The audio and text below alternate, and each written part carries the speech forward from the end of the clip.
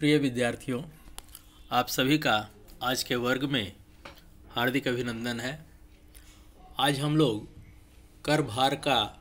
क्या महत्व है इस पर विचार करेंगे। कराधान के भार को समन्यायपूर्ण ढंग से बांटने के लिए यह आवश्यक है कि करदाताओं की अदा करने की सामर्थ्य के अनुसार ही कर लगाया जाए,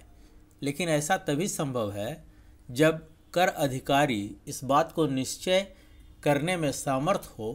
कि कर का अंतिम मौद्रिक भार अर्थात कर की वाह्यता कौन वहन करता है। अतः कराधान के भार का न्यायपूर्ण वितरण करने हेतु यह जानना आवश्यक है कि विभिन्न प्रकार के करों का वास्तविक भार कौन कौन व्यक्तियों पर पड़ता है। उदाहरण के लिए सरकार जूतों के विनिर्माता पर इस विचार से कर लगाती है कि वह ऐसा होने पर जूतों की कीमत में वृद्धि नहीं करेगा। सरकार की इस सोच का कारण यह हो सकता है कि जूतों के विनिर्माता चूँकि पहले से ही काफ़ी लाभ अर्जित कर चुका है, इसलिए वह कर का भार स्वयं वहन करने में सामर्थ है। सरकार की यह सोच तभी सही साबित हो सकती है जब जूतों के उत्पादन पर लगाया गया उत्पाद कर एक्साइज ड्यूटी का पूर्णतः या आंशिक भार भी विनिर्माता द्वारा उपभोक्ता पर स्थानांतरित नहीं किया जाता है, यानी कर का भार विनिर्माता जूताओं की कीमत में शामिल नहीं करता है। किंतु यदि विनिर्माता उत्पाद कर का पूर्णतः या आंशिक भार भी जूतों की कीमत में शामिल कर उसके कीमत में वृद्धि कर देता है, तो इससे कर का भार उपभोक्ता पर आंतरित हो जाएगा और ऐसी स्थिति में विनिर्माता पर कर लगाने की सरकार की मंशा विवर्तन की प्रक्रिया प्रोसेस ऑफ शिफ्टिंग के द्वारा विफल हो जाती है।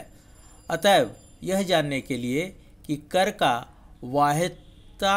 या कर भार किन परिस्थितियों में और किस सीमा तक आंतरित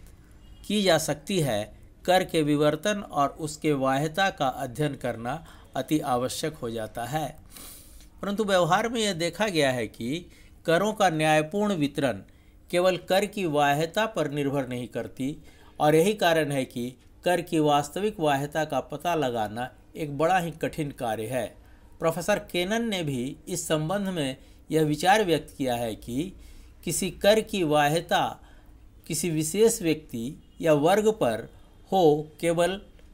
यह तथ्य ही अनिवार्यतः इस बात का सूचक नहीं है कि वह व्यक्ति या वर्ग अन्य व्यक्तियों के वर्गों की तुलना में अधिक कर भार वहन कर रहा है। वास्तव में कर का भार उन लोगों द्वारा तो अनुभव किया जाता है जो कर का भुगतान करते हैं और साथ ही उन लोगों के द्वारा भी अनुभव किया जाता है जो कर नहीं देते हैं। अतः कर लगने पर कर का भुगतान करने वालों को प्रायः उन लोगों की अपेक्षा कम हानि उठानी पड़ती है जो बिल्कुल कर का भुगतान नहीं करते हैं। वह व्यक्ति जो पुल उतराई कर ब्रिज टोल टैक्स से बचने के लिए प्रतिदिन 2 किलोमीटर का फालतू चक्कर काटता है, उसे इस कर के बंद हो जाने से उन लोगों की तुलना में अधिक लाभ प्राप्त होगा जो ऐसा कर का भुगतान करते हैं। उपरोक्त विवेचन से यह स्पष्ट होता है कि कर का या कर की वाह्यता का अध्ययन काफ़ी कुछ कर के विवर्तन की खोजबीन पर निर्भर करता है। सच तो यह है कि इस संबंध में हमारे सामने वास्तविक समस्या यह होती है कि उन परिस्थितियों अथवा दशाओं का पता लगाया जाए जिसके अंतर्गत कोई कर आगे या पीछे की ओर अंतरित होता है या फिर बिल्कुल अंतरित नहीं होता है। अतः यह कहा जा सकता है कि हमें कर की वास्तविक वाह्यता का पता केवल तभी चल सकता है जब हमें इस बात का ज्ञान हो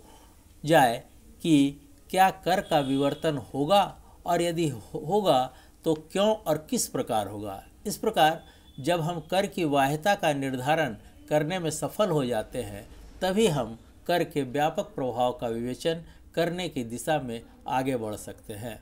अतः स्पष्ट है कि करों की वाह्यता के विश्लेषण का काफ़ी महत्व है, लेकिन कर के विवर्तन के विश्लेषण में आने वाली कठिनाइयाँ इतनी अधिक है कि कुछ विद्वानों ने ऐसे घटनाक्रम के विश्लेषण के लिए किए जाने वाले प्रयत्नों को अधिक महत्व नहीं देते हैं। यह बात संभव नहीं है तो अव्यवहारिक अवश्य है कि अर्थशास्त्रियों द्वारा प्रस्तुत करों के विवर्तन और बाह्यता से संबंधित सैद्धांतिक तर्कों की सांख्यिकीय अनुसंधान स्टैटिस्टिकल इन्वेस्टिगेशन के माध्यम से जांच पड़ताल की जाए। धन्यवाद।